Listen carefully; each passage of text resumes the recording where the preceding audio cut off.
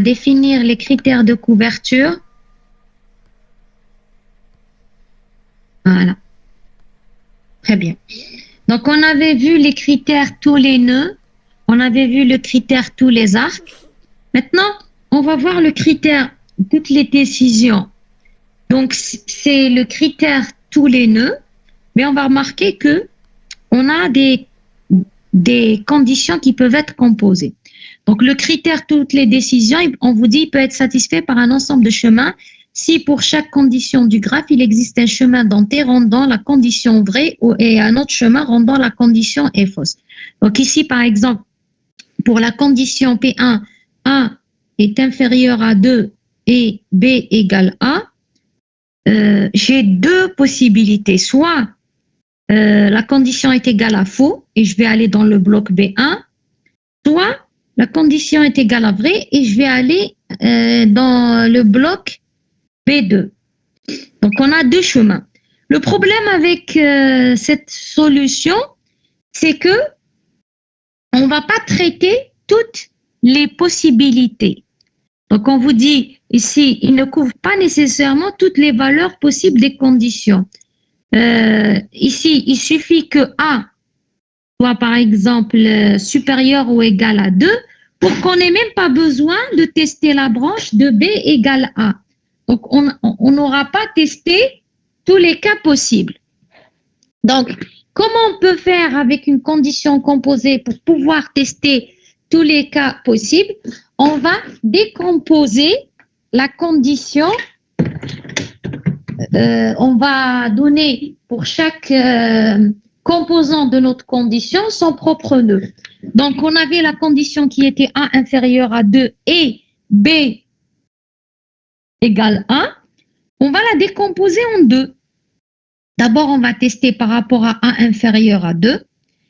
Si A est inférieur à 2, on va aller à ça veut dire que mon AND, si A est inférieur à 2, le faux, ça veut dire que le AND est faux, je vais aller à l'instruction X égale 2 moins 1. Par contre, si A est égal à vrai, je vais tester. Ici, on vous dit, quelle que soit la valeur, c'est-à-dire si A est inférieur à 2, quelle que soit la valeur de B égale A, qu'il soit vrai ou faux, de toute façon, on va, pardon, on va aller à la condition B, X, on va aller au bloc X égale 2 moins 1. Peu importe la valeur de la condition B égale A. Et c'est pour ça qu'on peut aller directement de A inférieur à 2 à X. On peut aller ici directement. Je n'ai pas besoin d'ajouter le test parce que qu'il soit vrai, qu'il soit faux, on va aller vers le même nœud. Donc, ce n'est pas la peine. Je peux dire directement que si A est inférieur à 2, je vais aller au bloc X égale 2 moins 1. Quelles que soient les valeurs de B égale A. Par contre, lorsque A inférieur à 2 est est égal à vrai, là, on va tester pour B égale A. Lorsque B égale A est égal à vrai, donc j'ai A inférieur à 2 vrai et B égale A égale vrai. Donc là, on va aller au bloc X égale A moins 2. Si B égale A est faux, donc ma condition AND est fausse, je viens aussi au bloc X reçoit 2 moins 1.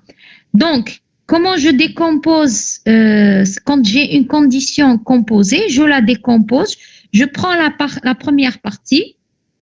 Bon, si j'ai deux, après ça se généralise. Hein. Je crois que j'ai un message dans le chat. J'entends rien. Là, vous m'entendez? Vous m'entendez? Allô? Oui, madame, on vous entend, oui. Ah, très bien, d'accord. Donc, je continue. Je disais, je décompose ma condition. Donc, le premier bloc, je vais pour le vrai, je vais tester la deuxième partie. Pour le faux, je vais tester la deuxième partie. Donc, ici, pour la première partie, que ce soit pour le vrai que pour le faux, on a testé la deuxième partie. Bon, il s'est avéré que ici, quand c'est faux, pour cette condition, parce que j'ai un AND, hein, d'accord, j'aurais pu avoir un OU, donc je suis pas.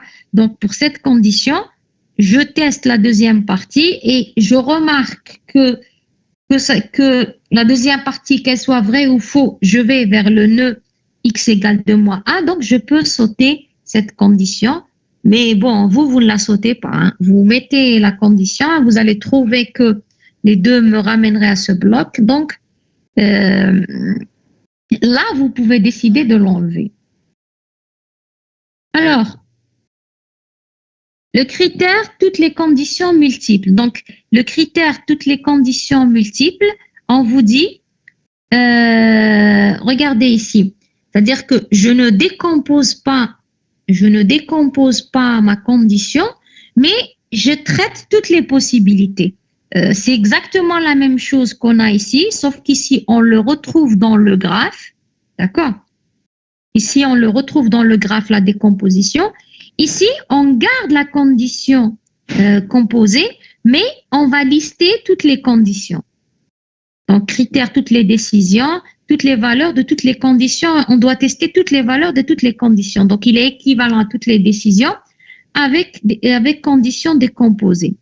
Ici, le problème, c'est qu'on risque d'oublier des conditions. Donc, je vous recommande, quand vous avez une condition composée, plutôt que de garder la condition composée et ensuite de traiter tous les cas possibles, qui reviendra à notre cas, hein, on avait quatre possibilités, c'est plus facile de décomposer la condition, c'est plus facile pour ne pas se tromper.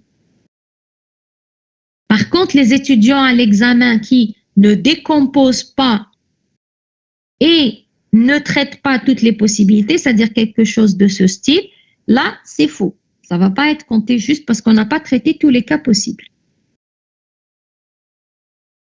Alors, le critère, toutes les conditions multiples. Donc, on vous donne l'exemple suivant. Soit la condition qui est A et B ou C. On vous dit que si A, on a un ensemble de possibilités. C'est-à-dire, si je devais tester quand est-ce que cette décision est égale à vraie ou elle est égale à fausse, vous êtes d'accord qu'on a 8 cas possibles. A0, c'est-à-dire j'ai trois variables avec chacune des trois variables 2 valeurs possibles. Donc, j'ai 2 à la puissance 3, donc ça me donne 8 possibilités. A égale 0, B égale 0, C égale 0, C 0, A égale 0, B égale 0, C égale 1, 0, etc. Donc, si je me mets c'est-à-dire pour toutes les conditions multiples, si je me mets à lister toutes les conditions. Donc, je peux avoir ici, juste avec 3 variables, j'ai eu 8 chemins, 8 possibilités. Mais je peux avoir un nombre important de possibilités pour tester le résultat de la condition. Donc, comment faire pour réduire le nombre de tests à faire? On a une technique qui s'appelle MCDC. Donc, améliorer les critères de couverture de toutes les décisions en contrôlant la combinatoire. Ça veut dire en réduisant le nombre de décisions. Au lieu d'avoir 8 possibilités à tester, d'accord, j'analyse ma condition. Donc, on ne considère une combinaison de valeurs faisant varier une condition que si cette condition influe sur la décision. Donc, regardez ici, qu'est-ce qu'on vous dit? Si je regarde ici, si A est égal à 0, d'accord? Si A est égal à 0, peu importe les valeurs de B et C, la décision est égale à 0. Donc, ça ne sert à rien de tester si B égale 0, C égale 0, B égale 1, C égale 0, B égale 0, C égale 1, B égale 1, C égale 1. D'accord? Donc, si A est égal à 0, normalement, j'ai 4 valeurs pour A égale 0. 4 tests à faire pour A égale 0. Sauf que, puisque pour A égale 0, je sais que de toute façon, la condition est égale à 0, je prends une parmi les quatre, pardon, et je supprime les autres. Après, lorsque A est égal à 0, à 1, par contre, là, on voit bien qu'ici, la décision dépend de B et C, ici, la décision dépend de C, ici, donc on ne peut pas tirer une règle qui me permet de réduire ce nombre. Donc, on est passé de 8 tests à 5 tests avec le critère MCDC. Donc, qu'est-ce qu'on vous dit pour le critère MCDC? Donc, c'est toutes les conditions décision modifiées, satisfait par un ensemble de chemins. Si le critère toutes les décisions est satisfait, toutes les valeurs de toutes les conditions couvertes, chaque valeur d'une condition influence la décision lorsque les autres conditions sont fixées. Donc, comment fonctionne le critère MCDC? Lorsque j'ai un certain nombre de décisions, je suis toujours dans le critère conditions multiples. Hein. Le critère toutes les décisions, ça veut dire que je dois décomposer ma condition composée en condition simple. Le critère toutes les conditions multiples veut dire je garde la condition non décomposée, ensuite je teste toutes les possibilités liées à cette condition composée. Le problème, c'est qu'on s'est rendu compte que le nombre de décisions, il peut être important. Ici, on avait deux variables, donc, deux conditions, A inférieur à 2 et B égale A. Donc, on s'est retrouvé avec 4 tests. Ici, on a 3 conditions combinées. Donc, je vais avoir 8 tests. Je peux avoir 4 conditions combinées. Je vais avoir 16 possibilités à étudier. Donc, plus le nombre de décisions dans ma condition composée est important, puis le nombre de conditions multiples est important. Donc, on a essayé de trouver une méthode qui s'appelle le critère MCDC qui me dit, je regarde les conditions qui ont une influence sur la décision. Ici, par exemple, A a une influence importante sur la décision. Si A est égal à 0, peu importe les autres valeurs. Donc, au lieu de tester A égale 0, B égale 0, C égale 0, A égale 0, B égale 0, C égale 1, je prends une seule. Parce que les autres, de toute façon, on sait qu'elles donneront le résultat 0.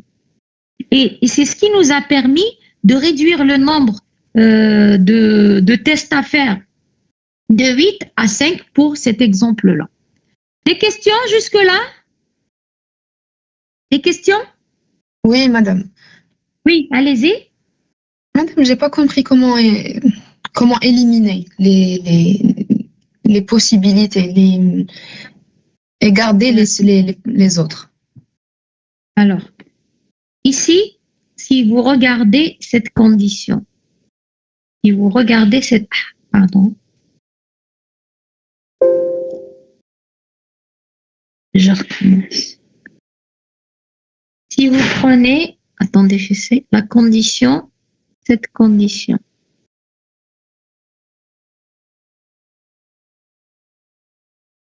D'accord. Normalement, il y a combien de possibilités de tests par rapport à cette condition? On a dit qu'il y avait 8 possibilités. Vous êtes d'accord que c'est 8? Vous êtes d'accord que c'est 8? Ah oui, oui. Très bien. Maintenant, regardez bien. Puisqu'ici, j'ai un AND. Ici, j'ai un AND. Quelle est la décision liée, c'est-à-dire la décision de cette condition composée avec A égale 0?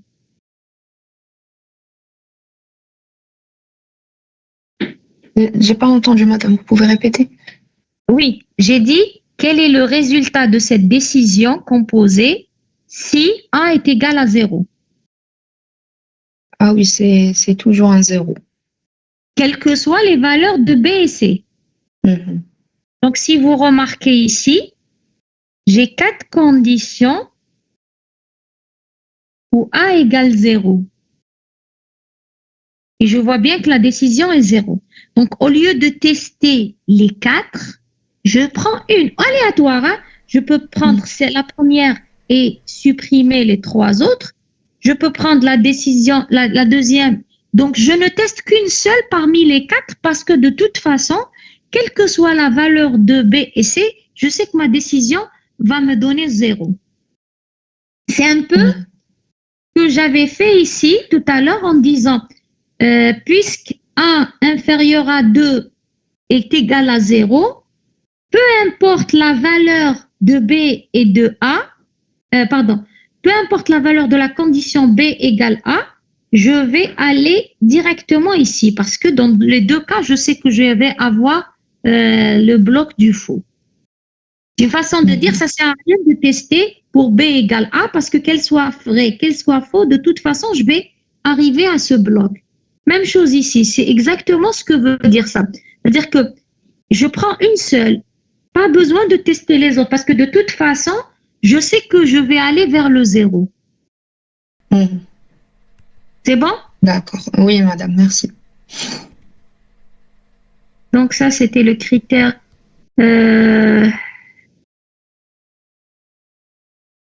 Alors maintenant, les limites du critère tous les arcs. Donc si on regarde le programme suivant, j'ai I reçoit 0, somme reçoit 0, c'est une boucle. Tant que I est inférieur ou égal à 1, somme égale somme plus A de I égale I plus 1. Et ensuite, je retourne 1 sur somme. Donc, si vous regardez, voici le graphe de flux de contrôle associé. Donc, j'ai mon entrée.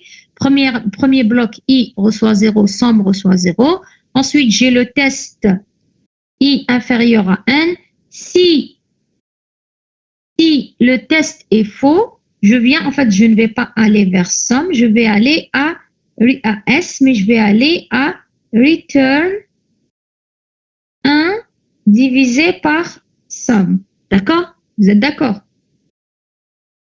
Ensuite, je vais aller à ma sortie. Par contre, si je rentre dans la boucle, j'aurai le corps de la boucle, somme égale somme plus A de I égale I plus 1.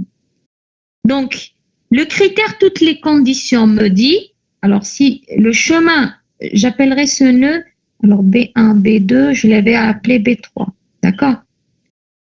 Le critère tous les arcs ou toutes les conditions me dit, puisque je n'ai pas une condition composée, je dois choisir le minimum de chemin qui me permet de parcourir tous les arcs.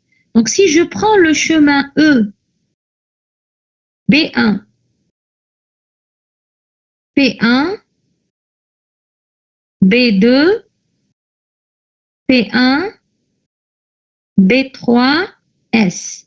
Donc, j'ai fait le chemin E, B1, P1, B2, P1, S. Je remarque que ce chemin, P1, il parcourt tous les arcs.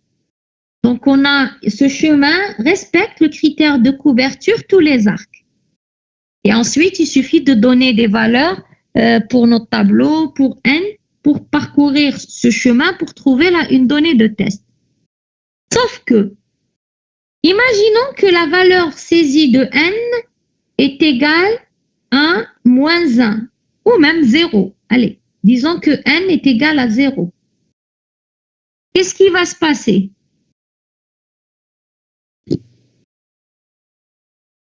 Ici, les données en entrée sur notre tableau A de A et un INT N. Imaginons que la valeur saisie, la valeur donnée à N est égale à 0. Qu'est-ce qui va se passer? Madame, tu retournes 1 sur 0. Exactement, j'ai une division par 0. Et là, j'aurai un bug. C'est-à-dire, il y a une erreur dans mon programme.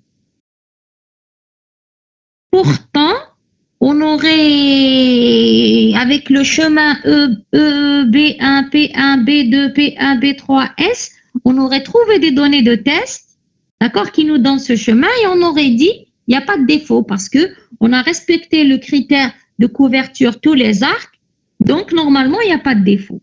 Donc, qu'est-ce que je retiens? C'est que même le critère tous les arcs, même s'il est plus fort que le critère tous les nœuds, il ne permet pas de détecter tous les défauts qui peuvent être dans mon programme.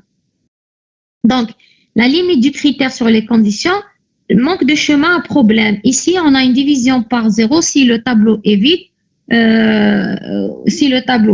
ou n est égal à 0. D'accord?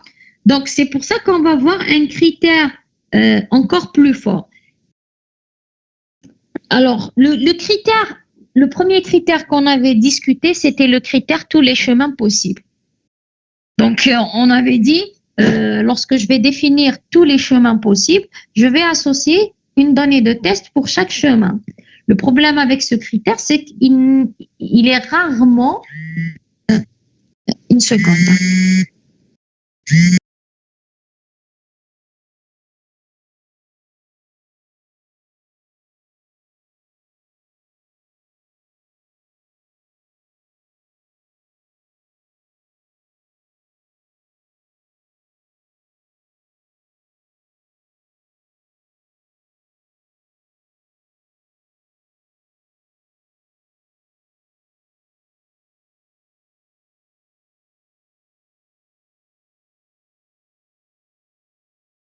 Désolée pour l'interruption. Donc, je disais, il est très souvent, il est rarement possible de respecter ce critère.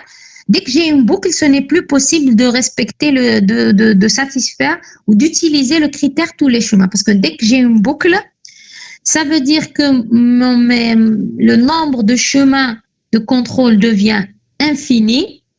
Et donc, automatiquement, je ne peux pas utiliser ce critère tous les chemins.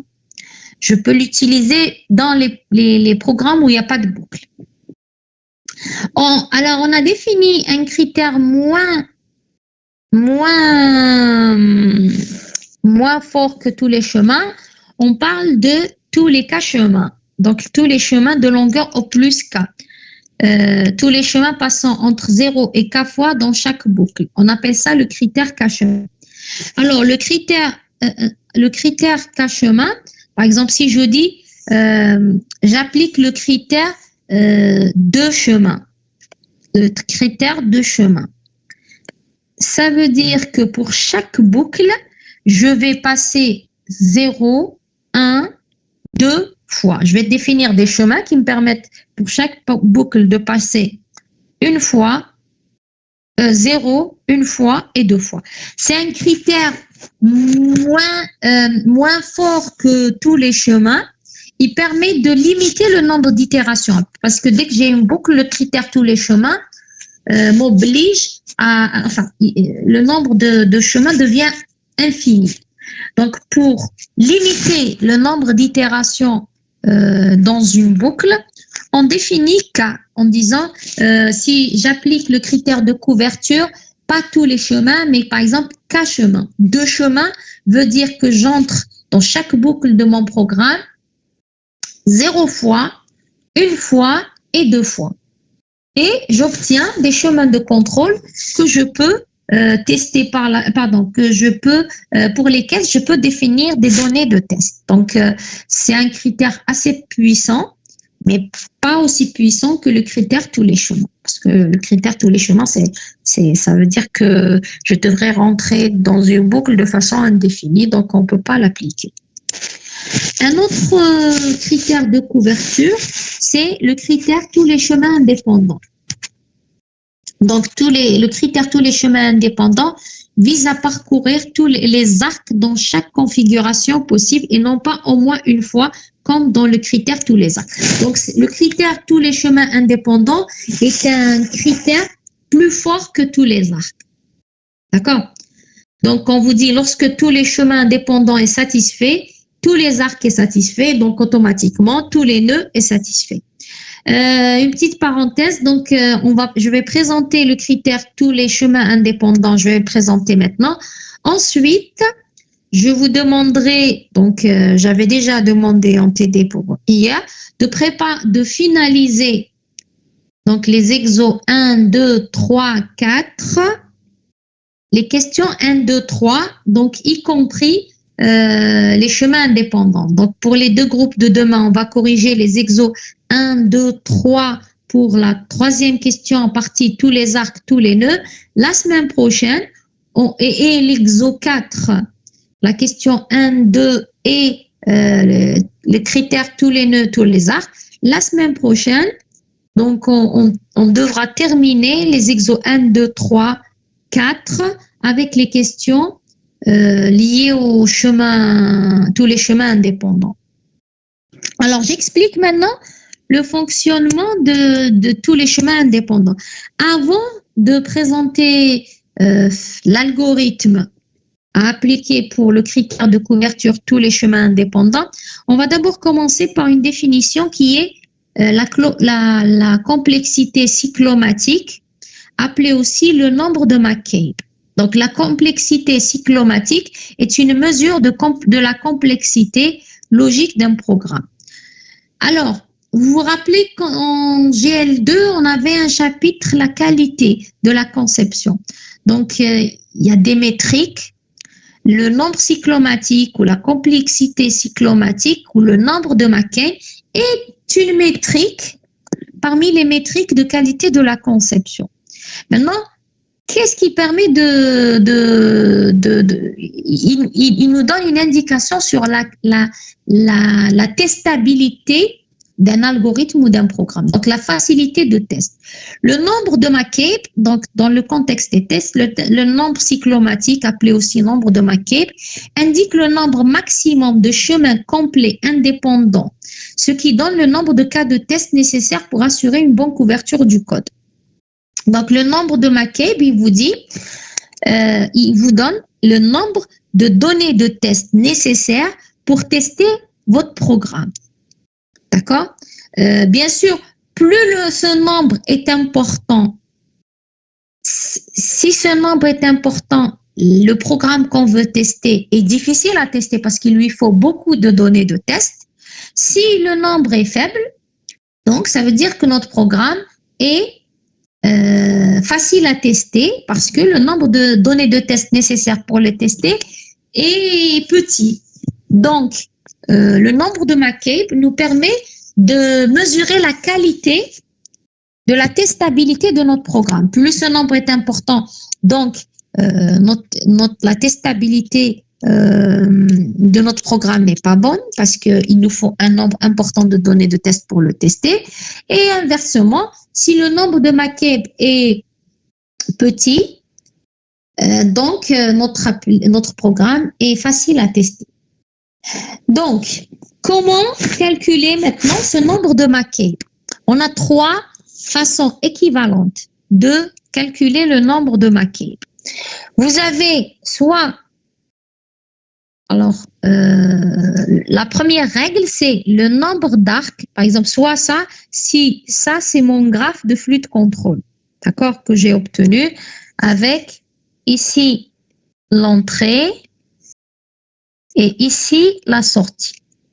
Donc, soit je calcule le nombre d'arcs moins le nombre de nœuds plus 2. 2, c'est le nombre de nœuds d'entrée, sortie. C'est-à-dire ici, j'ai une entrée. Bon, bien sûr, j'ai toujours une seule entrée, et une seule sortie. Mais je peux avoir plusieurs sorties. Généralement, on recommande lorsqu'on a plusieurs sorties possibles. Par exemple, j'ai une sortie 1, une sortie 2 et une sortie 3. Ajouter un nombre fictif, un nœud fictif S où toutes les sorties nous mèneront vers cette sortie fictive. Et là, on garde la formule plus 2. Sinon, la formule, c'est le nombre d'arcs moins le nombre de nœuds plus le nombre de nœuds entrée-sortie. D'accord? Donc là, je prends mon graphe, je compte le nombre d'arcs, je trouve 11. Je compte le nombre de nœuds, je trouve 9. J'ajoute 2, ça me donne 4. Donc le nombre de McCabe est égal à 4. Deuxième façon de calculer le nombre de McCabe, c'est le nombre de régions. Donc, le nombre de régions, on a la première région fermée, donc c'est celle-ci. La deuxième région, Je vais changer. Est-ce que je peux changer la couleur du crayon? Donc, la deuxième région, c'est celle-ci. La troisième région, c'est celle-là. Et la dernière, le reste de l'espace, qui est considéré comme étant la quatrième région. Donc, j'ai 4 régions. Ou ma préférée, parce que c'est celle où il y a le moins de risque de se tromper. Ma préférée, le nombre de conditions plus 1. Donc, comment je reconnais une condition? J'ai 2 arcs sortants. Donc, j'ai une première condition, une deuxième condition, une troisième condition. Donc, le nombre de McCabe est égal au nombre de décisions plus 1, donc j'ai 4.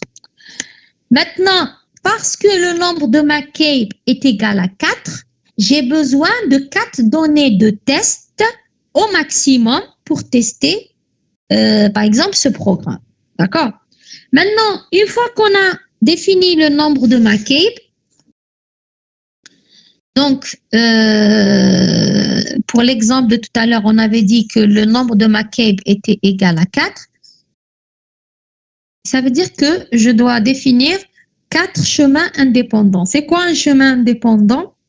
C'est un chemin, 2 chemins sont indépendants si il y a un arc qui existe dans un chemin qui n'est pas dans l'autre. Donc, si je prends mes chemins, donc, je rappelle que l'entrée, elle est ici. La sortie, elle est là. Donc, premier chemin possible.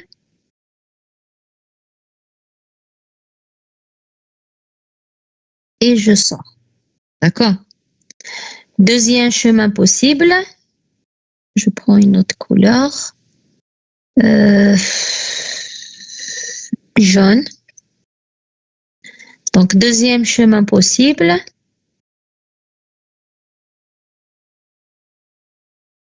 Alors, deuxième chemin possible, je prends celui-là.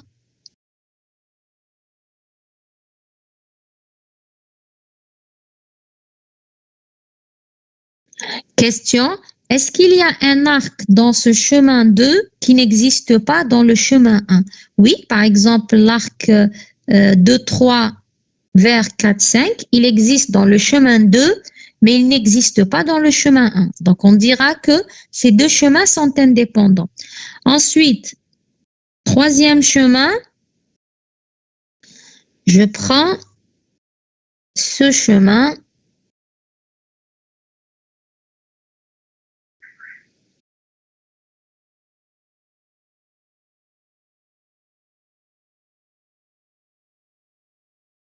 Est-ce qu'il est indépendant, ce chemin 3? Est-ce qu'il est indépendant des chemins 2 et 1? Est-ce qu'il existe un arc dans ce chemin 3 qui n'existe ni dans chemin 2, ni dans chemin 1? Oui. 6, 8. Il n'existe ni dans chemin 2, ni dans chemin 1. Donc, ces 3 chemins sont indépendants. Le dernier chemin, je prends celui-ci. Je ne sais pas si vous arrivez à voir la couleur.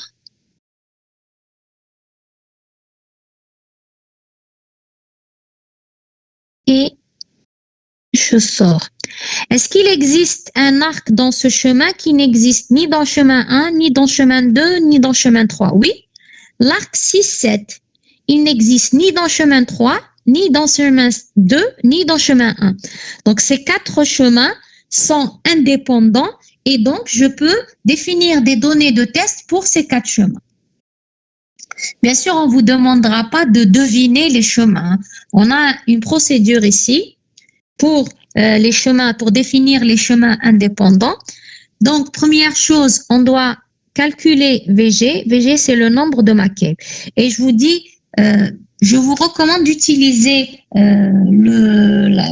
la formule de toutes les conditions plus 1. C'est celle où il y a le moins de risque de se tromper. Ensuite, première étape, ensuite, une fois qu'on a calculé VG, on doit produire une donnée de test au hasard couvrant le maximum de nœuds de décision du graphe. Qu'est-ce que ça veut dire? Je dois trouver un chemin de contrôle qui passe par le maximum de nœuds de décision de mon graphe. Ça va être mon premier chemin de contrôle. Après, il faudra trouver les autres, c'est-à-dire VG-1. Donc, ensuite, produire une donnée de test qui modifie le flow de la première instruction de décision du graphe. Alors, je vais essayer de vous l'expliquer. L'exemple ici, il est un peu compliqué. Je vais vous l'expliquer avec ce graphe. Je vais vous expliquer l'algorithme avec ce graphe. Donc, je vais effacer tout mon gribouillis et je recommence. Ah non, j'avais dit ignorer. J'ai mis conserver.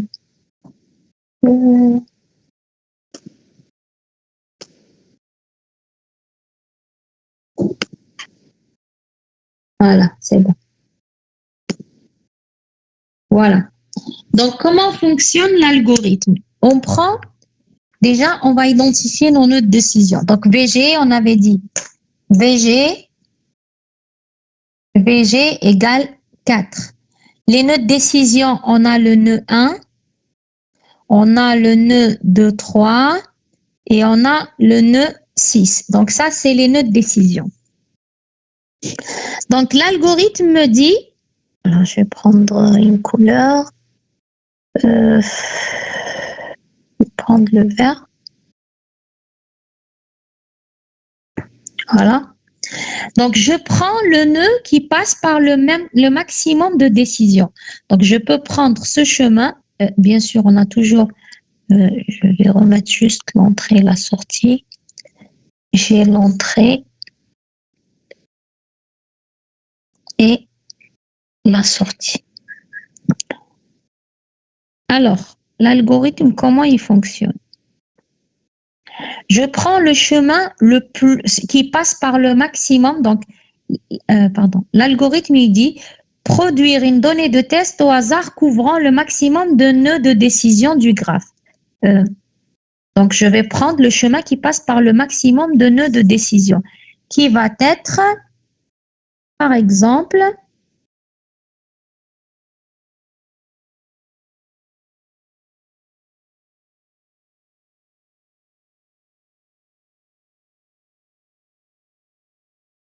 qui est, dans notre cas, le chemin 4. C'est le chemin 4 que j'ai pris en premier. D'accord? Donc, il y a les nœuds 1, ensuite 2, 3, ensuite 6, 7, etc. Maintenant, deuxième étape, on vous dit produire. Donc, j'ai déjà un premier chemin pour lequel il faudra produire une donnée de test. Ensuite, produire une donnée de test qui modifie le flow de la première instruction de décision du graphe. Donc, la première décision, d'abord, où sont mes décisions? On a le nœud 1 est un nœud de décision. Le nœud 2, 3 est un nœud de décision. Et le nœud 6 est un nœud de décision. Donc, on me dit prendre un chemin pour la première décision qui modifie le flow. Alors, moi, le chemin, j'avais fait 1, 2, 3. Donc, au lieu de prendre par 2, 3, je prends directement par l'autre sortie. Donc, ce qui me donnera le chemin 1, 11. Donc, est-ce que tout le monde suit? Donc, j'ai pris le premier chemin ici qui était 1, 2, 3, 1, 2, 3, 6, 7, 9, 10, 1, 11.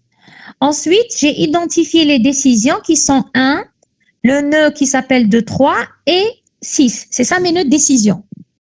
Donc, le premier chemin, ce premier chemin 4, j'ai fait 1, ensuite 2, 3.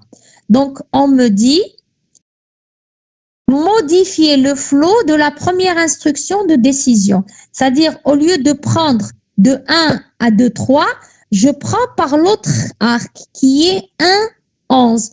Donc, le deuxième chemin, va être entrée 1, 11, qui correspond à ce chemin 2. 1, 11. D'accord? Je continue sur ce premier chemin. Alors, on me dit vérifier l'indépendance du chemin calculé par rapport au chemin existant, déjà calculé. On avait dit deux chemins sont indépendants s'il existe un arc qui est couvert par l'un et pas par l'autre. Donc, je regarde bien. Il existe l'arc, par exemple, 7, 9, qui est dans ce chemin et qui n'est pas dans ce chemin. Donc, ces deux chemins sont indépendants. Je passe à recommencer les étapes 3 et 4 jusqu'à la couverture de toutes les étapes. Donc ici, je vais produire une donnée de test qui modifie le flow, non pas de la première instruction, mais de la deuxième. Donc je reviens à ce chemin 4. On a traité la première décision. Je viens traiter la deuxième décision. Donc j'ai le chemin 1, 2, 3. Je viens ici, je prends une autre couleur. J'ai pris le bleu, je vais prendre le violet en espérant que vous arrivez à voir la différence. Donc, j'ai pris le chemin 1, 2, 3. Ensuite, au lieu de prendre par 6, je vais prendre par 4, 5 et je sors. Donc, ça correspond à ce chemin 2 qui est 1, 2, 3, 4, 5, 10, 11 et je sors. Et je vérifie. Y a-t-il un arc? Bon, on l'a vérifié tout à l'heure. Hein. Y a-t-il un arc qui est dans ce chemin 2 qui n'est pas dans 4? Oui, le chemin, par exemple, 5, 10. Y a-t-il un arc qui est dans ce chemin qui n'est pas dans le chemin 1? Oui, 9, 10. Donc, les trois chemins sont indépendants. Je reviens à ce premier chemin. Donc, ça va être toujours ma référence. Hein. Le premier chemin que j'ai identifié, je vais toujours travailler par rapport à ce chemin. Donc, on a traité la première décision. On a traité la deuxième décision. Je viens à la troisième décision, qui est 6. Donc, je vais essayer de prendre une autre couleur, le jaune peut-être. Donc, je vais faire le chemin 1, 2, 3, 6. Ensuite, ici, arrivé au 6, au lieu de prendre par 7, je prends par l'autre chemin. Donc, au lieu de prendre par 7, je prends par 8. Ça me donnera 6, 8, 10. Et ça me donnera ce chemin 2. Donc, est-ce qu'il est indépendant des autres chemins? Oui, parce que l'arc 6, 8 n'existe ni dans chemin 1, ni dans chemin 2, ni dans chemin 4. Donc, l'algorithme me dit, je calcule VG, je trouve le chemin qui passe par le maximum de décisions. D'ailleurs, c'est pour ça que VG est égal au nombre de décisions plus 1. Parce que j'ai le premier chemin qui passe par le maximum de décisions et ensuite un chemin pour chaque décision. Donc ici, j'ai modifié, je suis partie de 1 à 2, 3. Donc, je prends l'autre chemin. Ensuite, j'ai fait 1, 2, 3, 1, 2, 3. Arrivé à 2, 3, j'ai pris par 6, je prends l'autre chemin qui est 4, 5.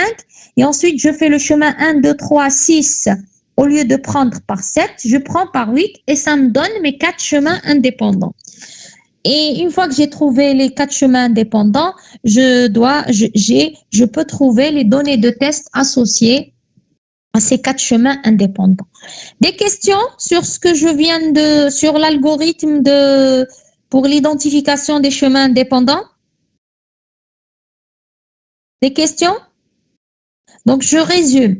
Le critère de couverture, pour le critère de couverture, tous les chemins indépendants, je dois d'abord calculer VG, qui est le nombre de ma cape, et qui est le nombre de données de test maximales à trouver pour ce programme. Avec les critères précédents qu'on avait vus, que ce soit tous les nœuds, tous les arcs, toutes les décisions multiples, même tous les chemins et tous les chemins ou tous les cas chemins, on ne connaissait pas à l'avance le nombre de données de test. On identifie les chemins, ensuite on déduit les données de test. Avec le critère de couverture tous les chemins indépendants, on doit d'abord trouver le nombre de tests, ensuite trouver les chemins indépendants qui nous permettent d'avoir ce nombre de données de test. D'accord? Des questions? Des questions? Est-ce que vous avez des questions sur cet algorithme?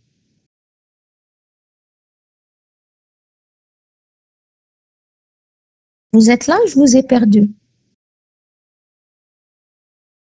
Madame, Oui. Madame, je voulais savoir, donc le fait de trouver les nœuds décision, c'est pour et faire tout le processus avec la vérification des quatre chemins, c'est pour prouver que c'est des chemins indépendants, c'est ça? Non, c'est pas pour prouver, c'est pour les trouver. L'algorithme ici, je vous ai donné un exemple de chemin, d'accord? Mais l'algorithme, il permet pas de prouver avec un P, il permet de trouver ces chemins avec un T. Donc l'algorithme me dit, je définis un premier chemin qui contient le maximum de décisions. Ensuite, pour chaque décision de ce chemin, au lieu de prendre, parce qu'une décision, elle a toujours deux arcs. De sortie. Au lieu de prendre, c'est-à-dire prendre l'autre arc me permettra d'avoir un nouveau chemin. Un nouveau chemin, oui. On l'a fait pour la première décision. Regardez, au départ, voici le chemin qu'on a proposé. Le premier chemin qu'on a proposé, c'est chemin 4, parce qu'il passe par les 3 décisions.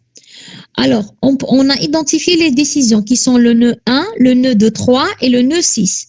Le nœud 1, 2, 3 et 6 qui sont mes nœuds de décision. D'accord? Donc, ensuite, je reprends ce chemin. Je me dis, dans ce chemin, lorsque j'étais dans le nœud 1, j'ai pris cet arc-là. Parce que toujours un nœud de décision, il a 2 arcs sortants. J'ai pris l'arc de 3. Maintenant, je vais créer un nouveau chemin qui, au lieu de prendre l'arc de 3, il va prendre... attendez, pour que vous puissiez voir, parce que là, c'est complètement gribouillé. Regardez, vous allez mieux voir. Donc, on avait pris le chemin 4 comme étant notre chemin de référence. D'accord? On avait pris, c'est-à-dire on a défini le premier chemin, c'est le chemin 4. On a identifié les nœuds de décision. D'accord? On les a listés ici. Donc, ça, c'est mon premier chemin. Et puisque VG est égal à 4, il me reste 3 chemins à trouver. Donc, je regarde ici. La première décision, c'est 1. Dans le chemin 4, j'ai pris le chemin. Alors, la première décision, c'est 1. Dans le chemin 4, j'ai pris 1, 2, 3. Or, le nœud 1, il a 2 arcs. Donc, je prends le deuxième arc et j'ai un nouveau chemin qui est 1, 11. D'accord? Qui est ce chemin. Ensuite, je cherche la deuxième décision qui est 2, 3. Je regarde 2, 3.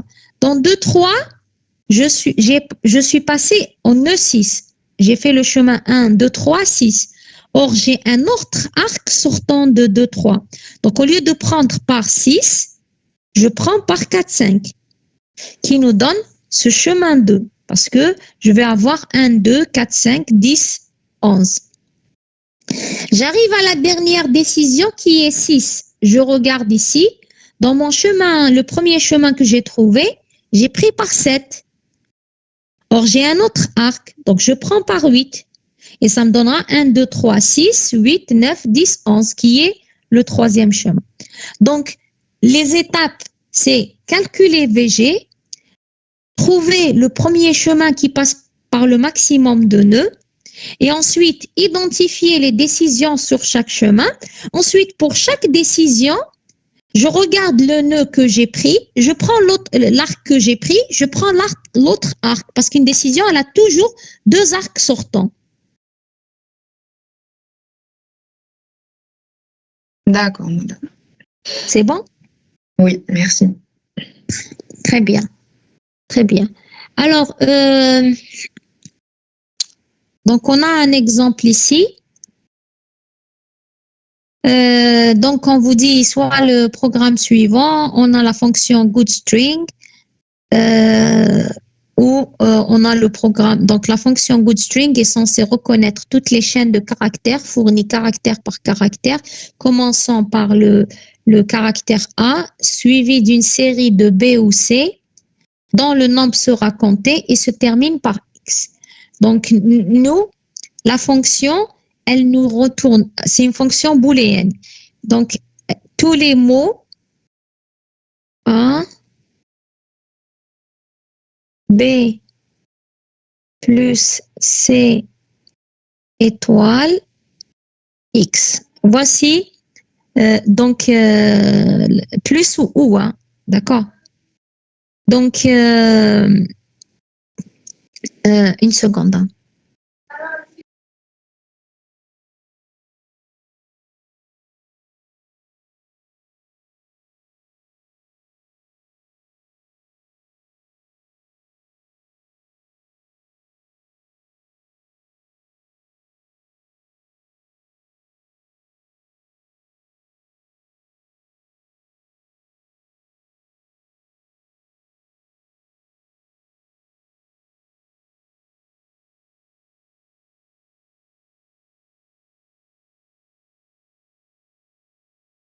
Le programme suivant, donc je lui rentre une chaîne de caractères. Regardez, la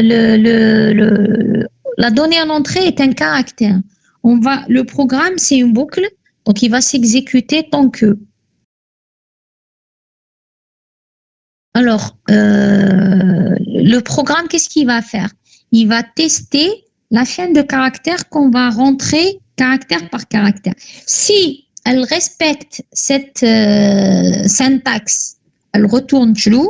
Sinon, elle va retourner false. Donc, le programme qu'on a, c'est le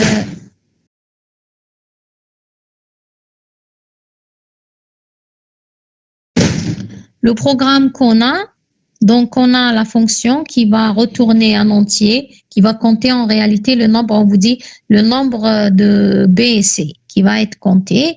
On a notre caractère. Donc, au départ, goodString est égal à false, le count est égal à 0 et on va lire notre caractère.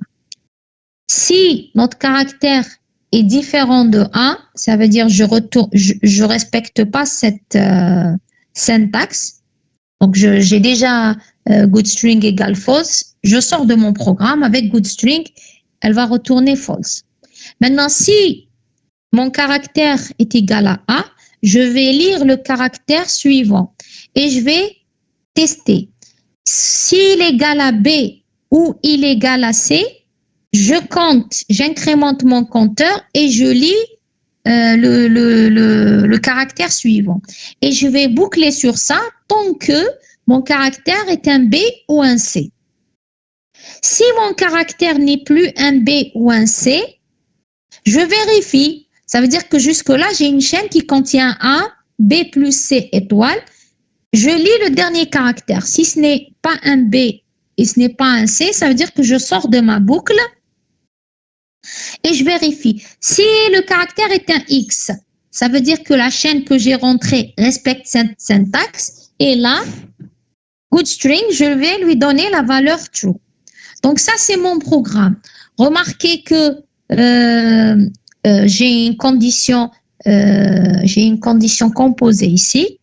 Donc, ce que je vous demanderai pour la séance prochaine, c'est-à-dire le cours prochain, dimanche 8h, c'est de préparer, c'est-à-dire de modéliser le graphe de flux de contrôle et d'appliquer le critère de couverture tous les chemins indépendants et on va corriger ça en cours.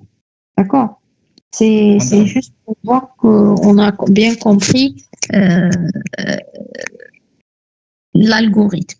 D'accord? Madame, Oui? madame, supposons après le X, on a un autre caractère. Non, on va pas lire.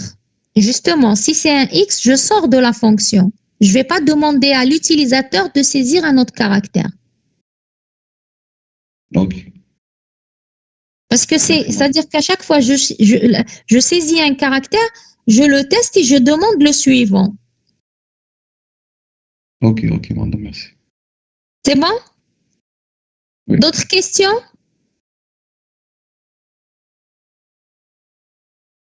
Est-ce que vous avez d'autres questions? On arrête ici? Finalement, la déléguée m'a dit qu'il n'y aura plus de changement dans l'emploi du temps. On revient à l'ancien avec dimanche à 8 heures. Le cours est 2 TD et les 2 TD après. Donc, on se revoit pour toute la section dimanche prochain pour les 2 autres groupes de demain. Demain à 9h, bon, l'équivalent de la séance de 9h40. Je crois que c'est 9h45. Voilà. Donc, si vous n'avez pas de questions, on arrête ici. Et je vous demanderai de préparer cet exercice pour la séance de cours de dimanche prochain à 8h. On arrête ici? C'est bon? Pas de questions? Non, madame. Très bien. Merci pour votre attention. Bonne journée au Sahaf Tolkom. Au revoir. Nice, madame, merci.